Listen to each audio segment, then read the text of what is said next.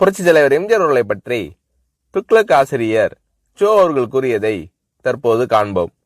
அரசியலை தவிர்த்து பார்த்தால் கூட எம்ஜிஆர் அவர்களுக்கு இருக்கும் பாப்புலாரிட்டி இந்தியாவிலேயே வேறு எந்த திரைப்பட நடிகர்களுக்கும் இருக்க முடியாது. திரையுலகில் எம்ஜிஆர் அவர்களோடு எனக்கு ஏற்பட்ட அனுபவங்கள் பல. அவற்றில் ஒரு சிலவற்றை பற்றி மட்டும் எழுதுகிறேன். துக்ளக் பத்திரிகை ஆரம்பிப்பதற்கு ஓரிரு வருடங்களுக்கு முன்னால் ஜெய்ப்பூரில் அடிமை பெண் படப்பிடிப்பு நடந்து கொண்டிருந்தது. பல நடிகர்கள், டெக்னீஷியன்கள் சுமார் 15 நாட்கள் அங்கே தங்கியிருந்தோம். ஒவ்வொருவரையும் எம்ஜிஆர் அவர்கள் அக்கறையுடன் கவனித்துக் கொண்டது போல் வேறு எந்த தயாரிப்பாளரும் தன் படம் சம்பந்தப்பட்ட எவரையும் கவனித்துக் கொள்வாரா என்பது சந்தேகம்தான். தங்கும் வசதி, சாப்பாடு எல்லாம் ஒவ்வொருவருக்கும் திருப்திகரமான முறையில் இருக்கிறதா இல்லையா என்பதை அவ்வப்போது எம்ஜிஆர் அவர்களே நேரில் கவனித்துக் கொள்வார். படப்பிடிப்பின் போது ஒரு சில நாட்கள் கடும் வயிற்று வலியால் நான் அவதிப்பட்ட போது எம்ஜிஆர் அவர்கள் என்னிடம் காட்டிய பரிவு என்னால் மறக்க முடியாது. படப்பிடிப்பு தடைப்படுவதை பற்றி எம்ஜிஆர் அவர்கள் சற்றும் கவலைப்பட்டதாகவே தெரியவில்லை. அதே சமயத்தில் சென்னையில் ஒரு வழக்கை நடத்துவதற்காக நான் ஆஜராக வேண்டியிருந்ததால் உரிய நேரத்தில் என்னை அனுப்பி வைப்பதற்கும் எம்ஜிஆர் அவர்கள் எடுத்துக்கொண்ட சிரமம் கொஞ்சம் நஞ்சமல்ல. எனக்கு வயிற்று வலி குணமான பிறகு கூட என்னை படப்பிடிப்பிற்கு அழைக்காமல் என் நண்பர்களை அழைத்து உண்மையிலேயே அவருக்கு குணமாகிவிட்டதா, இல்லை ஷூட்டிங் தாமதமாகிறது என்ற காரணத்திற்காக குணமாகிவிட்டது என்று கூறுகிறாரா என்று விசாரித்து கொண்டார் எம்ஜிஆர் அவர்கள். அவருடைய டாக்டரை அனுப்பி நான் பரிபூர்ண குணமடைந்து விட்டேன் என்று அவர் சர்டிபிகேட் கொடுத்த பிறகுதான் சம்பந்தப்பட்ட காட்சிகளை எடுக்க ஆரம்பித்தார் எம்ஜிஆர் அவர்கள். என் விஷயத்தில் மட்டும் இப்படி என்பதில்லை. எல்லா நடிகர்களுக்கும் டெக்னீஷியன்களுக்கும் ராஜ உபசாரம்தான். ஜெய்ப்பூரில் அடிமை பெண் படப்பிடிப்பு நடந்து கொண்டிருக்கும் போதுதான் அவருடைய 100வது படமான ஒளிவிளக்கு தமிழகத்தில் ரிலீஸ் ஆகிறது.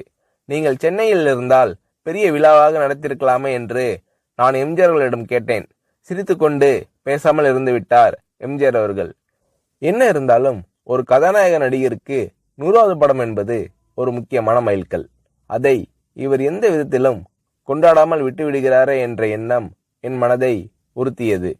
ஒரு சிறிய அன்பளிப்பை வாங்கி ஒரு வாழ்த்து பத்திரத்தையும் எழுதி ஜெய்ப்பூர் வந்திருந்த அத்தனை டெக்னீஷியன்கள், நடிகர்களின் பெயரையும் குறிப்பிட்டு நானே கையெழுத்திட்டு எல்லோரது முன்னிலையிலும் எம்ஜிஆர் அவர்களுக்கு வாசித்தளித்தேன்.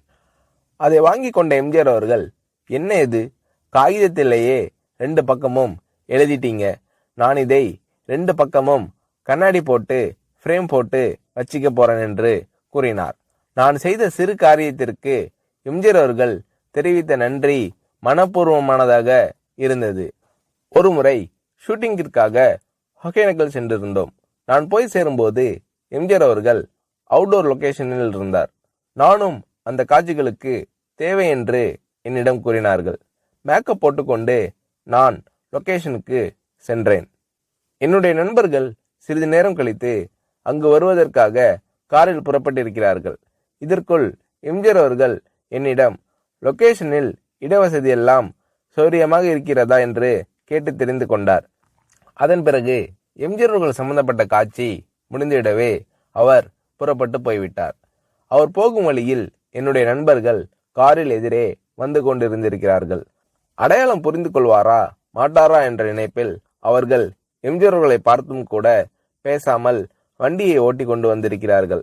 வண்டி அவர்களை கடந்து சில அடிகள் சென்ற பிறகு எம்ஜிஆர் அவர்கள் தனது வண்டியை நிறுத்த சொல்லி அவர்களுக்கு செய்கை காட்டி நிறுத்தி தன் வண்டியை பின்னோக்கி ஓட்ட செய்து இறங்கி வந்து எனது நண்பர்களை அழைத்திருக்கிறார்.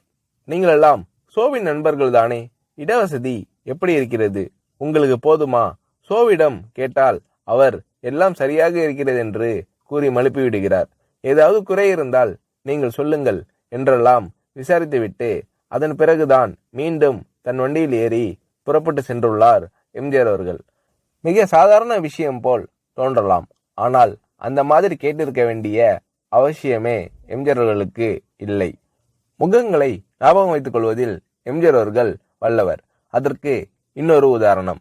எம்ஜிஆர் அவர்களுடன் சத்யா ஸ்டுடியோவில் ஷூட்டிங்கில் கலந்து கொண்டிருந்தேன். என்னுடைய நண்பர் நீலு சில ஆண்டுகள் கல்கட்டாவில் தங்கிய பிறகு அன்றுதான் சென்னைக்கு திரும்பினார்.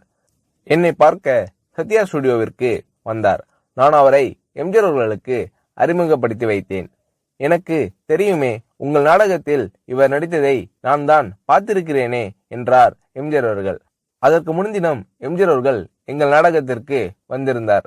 ஆனால் நீலுவோ அன்றுதான் கல்கட்டாவிலிருந்து திரும்பியிருந்தார். ஆகையால் நான் எம்ஜிஆர் அவர்களிடம் சொன்னேன், நேற்று நீங்கள் பார்த்த நாடகத்தில் அவர் நடிக்கவில்லை. கல்கட்டாவிலிருந்து இன்றுதான் சென்னைக்கே வந்திருக்கிறார் என்றேன். எம்ஜிஆர் அவர்கள் என்னை கேட்டார், நேற்று நடந்த நாடகத்தில் பார்த்தேன் என்று நான் சொன்னேனா? 3 ஆண்டுகளுக்கு முன்னால் திருவல்லிக்கேணியில் என்கேடி கலா மண்டபத்தில் மனமொரு குரங்கு நாடகத்தில் ஒரு அடங்கா பிடாரி மகனின் தந்தையாக அரிசி வியாபாரியாக நடித்தவர் இவர்தானே, அதைதான் நான் சொன்னேன் என்றார் எம்ஜிஆர் அவர்கள். நானும் சரி, நிலுவும் சரி, இதை எதிர்பார்க்கவில்லை. இவ்வளவு ஞாபக சக்தியா என்று வியந்தோம். சினிமா நாடகங்கள், பொது நிகழ்ச்சிகள் என்று பல இடங்களில் பலரை சந்திக்கும் இந்த மனிதருக்கு இவ்வளவு கரெக்டா ஒரு முகத்தை ஞாபகத்தில் வைத்துக் கொள்ள முடிகிறதா என்று ஆச்சரியப்பட்டு போனோம். திரையுலகில் எம்ஜிஆர் அவர்களிடம் நான் கண்ட வேறொரு சிறப்பு, சினிமா டெக்னிக்குகளை அவர் கரைத்து குடித்திருந்த விதம். ஒரு நல்ல டைரக்டருக்கு வேண்டிய எல்லா தகுதிகளும் உடையவர் எம்ஜிஆர் அவர்கள் என்பதில் சந்தேகமே வேண்டாம். சண்டை காட்சிகளை படமாக்குவதில் வல்லவர் எம்ஜிஆர் அவர்கள் என்று கேள்விப்பட்டிருக்கிறேன். சில சமயங்களில் டைரக்ஷன் எம்ஜிஆர் என்று விளம்பரப்படுத்தப்படும் படங்களை பற்றி சிலர் வேறு யாரையாவது டைரக்ட் செய்ய சொல்லிவிட்டு அவர் தன் பெயரை போட்டுக் கொண்டிருப்பார் என்று கூற நான் கேள்விப்பட்டிருக்கிறேன். இது வெறும் பிதற்றல். இன்னும் சொல்ல போனால் பல சமயங்களில் எம்ஜிஆர் அவர்கள் படங்கள் வேறு டைரக்டரின் பெயரில் வெளிவரும்போது கூட அவற்றிலும் பல காட்சிகளை எம்ஜிஆர் அவர்களே டைரக்ட் செய்திருப்பார். இதுதான் உண்மை. எம்ஜிஆர் அவர்கள் செய்துள்ள தான தர்மங்கள் ஏராளம் என்பது எல்லோருக்கும் தெரியும். தவிர எந்தவிதமான விளம்பரமும் இல்லாமல் எம்ஜிஆர் அவர்கள் செய்துள்ள உதவிகளும் அநேகம் உண்டு. உதவி பெற்றோர்கள் கூட என்னிடம் கூறியிருக்கிறார்கள். மிகவும் தேவையான சமயத்தில் செய்யப்படும் உதவி போன்ற நல்ல காரியம் வேறு எதுவும் இல்லை. இந்த மாதிரி நல்ல காரியங்களை எம்ஜிஆர் அவர்கள் செய்திருக்கிறார் என்பது மறுக்க முடியாத உண்மை. ஒரு நடிகர் ஒரு முறை என்னிடம் கூறினார், வீட்டுல ஒல வச்சுட்டு சோறு பொங்குற நம்பிக்கையோட ஒருத்தர் வீட்டுல போய் நிக்க முடியும்னா அது எம்ஜிஆர் தான், வேறு யாரும் கிடையாது. இந்த மாதிரி மனப்பூர்வமான சர்டிபிகேட் வேறு எத்தனை பேருக்கு கிடைக்கும் என்று புரட்சி தலைவர் எம்ஜிஆர் அவர்களை பற்றி ஷோ அவர்கள் கூறுகிறார்.